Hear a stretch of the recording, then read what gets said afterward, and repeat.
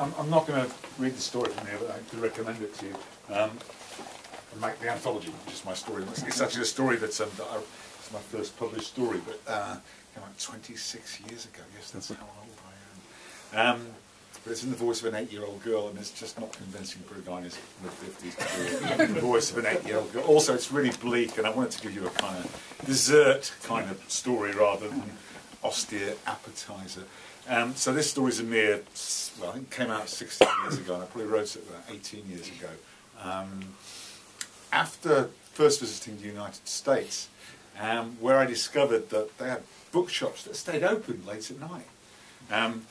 I remember particularly one in Charlottesville, Virginia, and most famously the City Lights bookshop in San Francisco, which in those days I think stayed open until about midnight. And although it's the book of ghost stories, I think the editor insisted I put it in a book of ghost stories, but whether it actually is a ghost story, I'll leave you to decide at the end. It's the end of the reading. The story lasts 7 minutes, so please don't think you're going to be here for too long, but I'm going to read you the whole thing.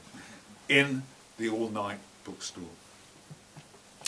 The all-night bookstore is easy to miss. Its windows are dusty and display free. There's no sign, no list of opening hours. During the day, it looks like many other shops in the city centre, long closed down due to declining demand. Only its clients know that it opens every night except Sunday, sometime between 10 and midnight. Zelda and I arrive at work by 10. Before opening up, I check the answering machine, open mail and make out orders. Zelda handles periodicals. I watch her display the magazines and newspapers, putting aside those reserved for individual customers. The all-night bookstore sells books of every size, shape and category. Ours is the best stocked bookshop in the city. There are 3 floors, 5 if you include a basement used for storage and an attic flat where the owner lives. Neither Zelda nor I have ever met the owner. Zelda hired me, and it's she who makes out the meagre wages that the bookshop pays. Most of our customers are insomniacs. We do get a certain normal clientele early on. Bus drivers coming off duty, people popping in after a visit to a theatre, cinema or a pub. But we try to discourage them by the irregularity of our opening time. The real customers start to come well after midnight. Many live in the city and arrive by foot. Others drive here and park nearby, ignoring the restrictions outside. Taxis come and go. The store is seldom empty. Some customers phone first to see if we have a particular book in stock. People have been known to travel 100 miles, arriving in slippers and dressing gown. The urge to buy a book can be a peculiarly powerful one. And the intensity of these phone calls is a testament to the importance of the service we provide.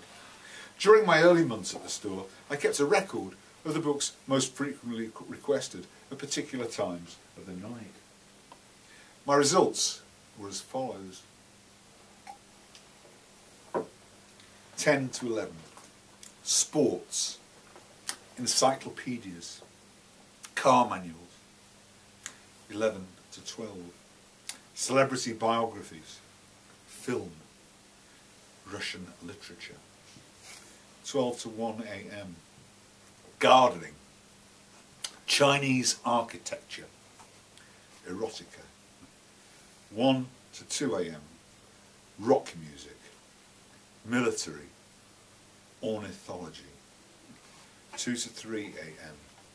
Chess, Icelandic myths, deep sea diving. 3 to 4 a.m. Calligraphy, home repairs, diet guides. 4 to 5 a.m. Meditation, inner being, cookery. 5 to 6 a.m. Start your own business, witchcraft, poetry. 6 to 7 a.m. World history, children's, dream interpretation. 7 to 7:30 a.m. travel, wind chimes, pottery.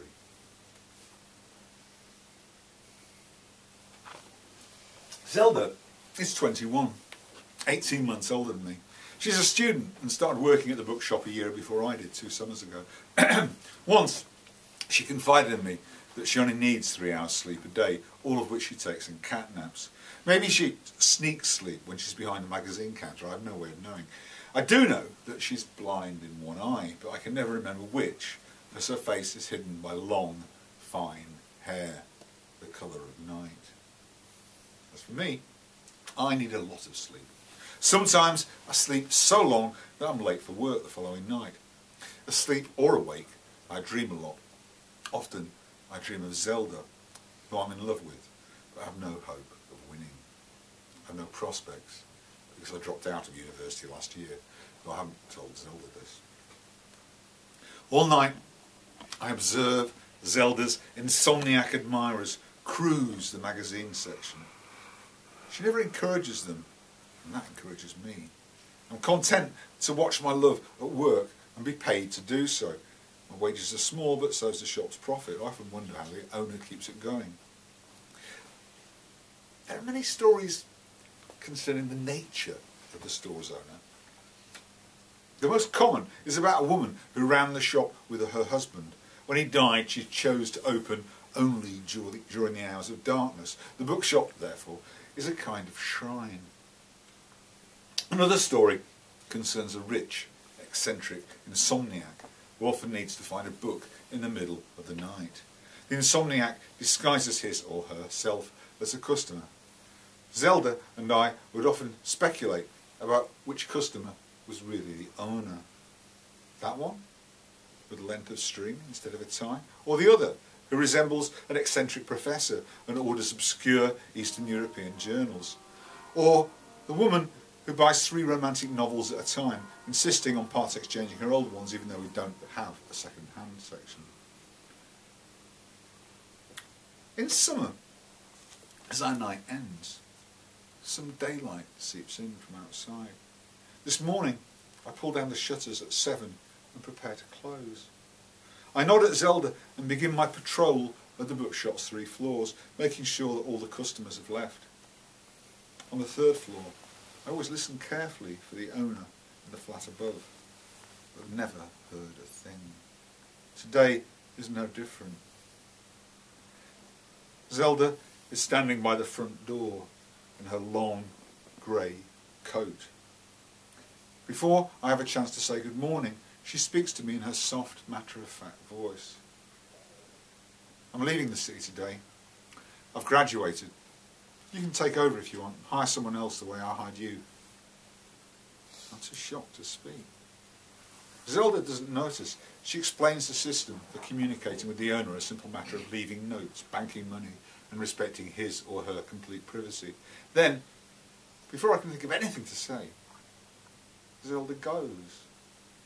I watch my love walk away, her silhouette receding like a ghost or a vapour trail until it dissolves in the grey city morning.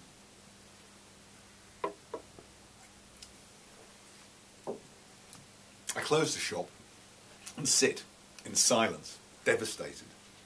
I've harboured dreams of leaving the store myself. I dreamt of making a name for myself, I've no idea how, then returning to claim Zelda. I sit with my head in my hands while outside life begins. I decide that I cannot work here without Zelda. So I scribble some words on the bookstore's anonymous stationery. Then I go to the 4th floor, resignation letter in hand. I meant to leave the note in a box by the door, but I knock instead. There's no answer. I turn the door handle. It opens. Unbidden, I enter the room. There's nothing there. Slowly, I work it out. There is no owner. There never has been. After sitting in the empty room for hours, I realised what Zelda probably guessed from the start. Nobody owned the all-night bookstore. The store owned us. At the stroke of midnight, I go downstairs, unlock the door, and, while I wait for the first customer to arrive, put a note on the counter inviting applications for a new assistant.